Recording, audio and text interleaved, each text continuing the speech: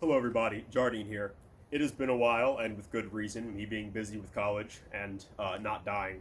But I just came here to talk about a new purchase I got, ordered about 2.5 months ago, and as you can tell by the title, it was a custom O-Katana from Sinosword. And I'm basically making this video, basically if anyone else is thinking about making something similar, as I know it always helps to see what kind of product you might get. And I can say that I'm very happy with what I got, given I tempered my expectations by knowing about custom like eBay sellers and long quan forges. Basically, I bought this because I had a kind of niche that I needed to fill. That being, I wanted an O-Katana because I just had a feeling that I would much prefer a longer blade than an average katana. But I also didn't want anything that was very unwieldy. And unfortunately, at the time before I bought this, the Ronin scratch and net sale was going on, and I kept telling myself that I would buy the Ronin O-Katana, because they have a newer one, the 31 Musha, that has a fuller, so it would be a bit lighter.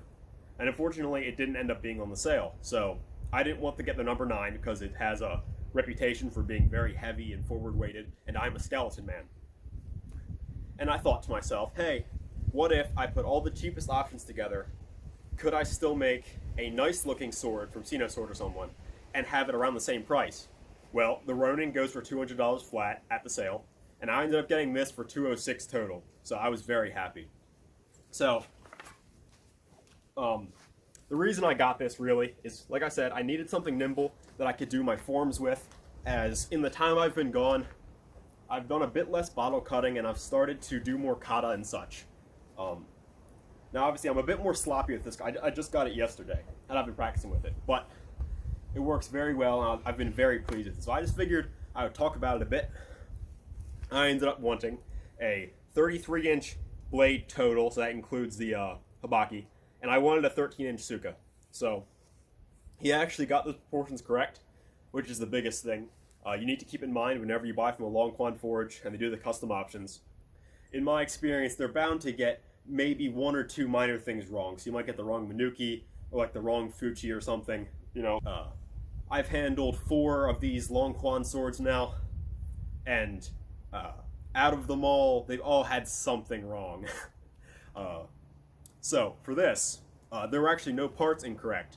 The only real issue it has is the saya fit, and that's the biggest thing. Is I think if they can, they don't want to make a new saya for the sword, so they try to fit it in something else. Like, out of the 4 long quan things I've handled, 3 have had awful saya fits, and this is no exception. It goes in like crooked. It moves in all the wrong ways, and it gets stuck around the habaki. But if that's the only thing wrong, I was very happy, you know. So I got this at the specific size because I wanted something that would be basically at the limit of my drawing. So I wanted something that was long enough that I would consider it worth using over normal katana, and but not so long that I would be forced to draw it really awkwardly. Like, I still wanted to be able to perform normal kata if I wanted. That was terrible. But if I wanted to. And I wanted to be able to resheath it with Noto without doing, like, you know, all that stuff. And it ended up, I got it right on the money. Like, if this was even an inch longer, I don't think I could do some of these draws. Like, something silly like this. You couldn't, I don't think I could do that. It was a bit longer. But I ended up getting it out of, if I already said that, all the cheapest materials. So the cheap Ito, which happens to actually look pretty good on it. Iron fittings, which I believe are his cheapest. This saya I was amazed with. I hope you guys can really see that color.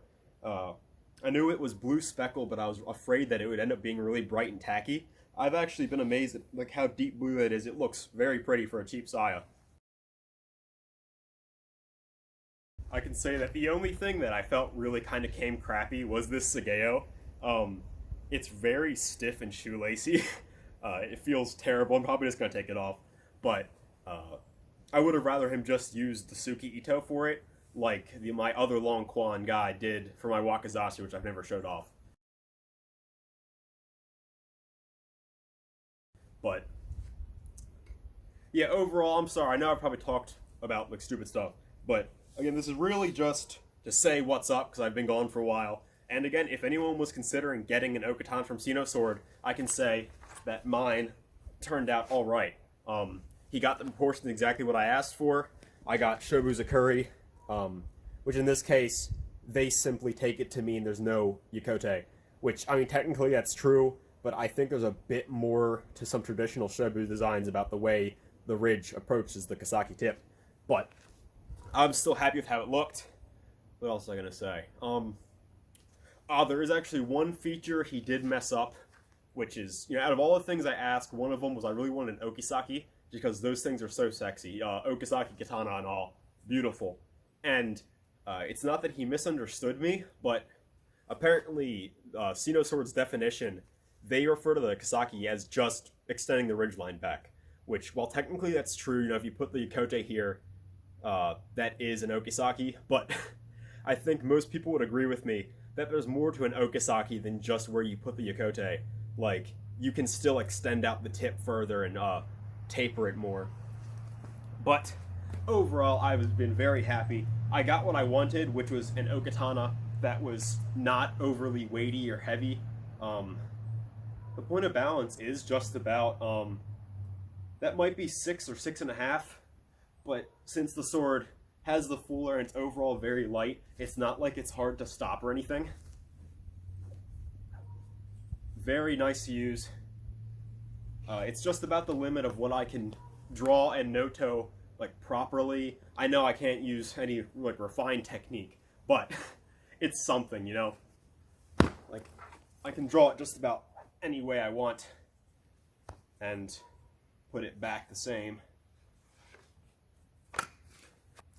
But anyway, I didn't want to ramble too long.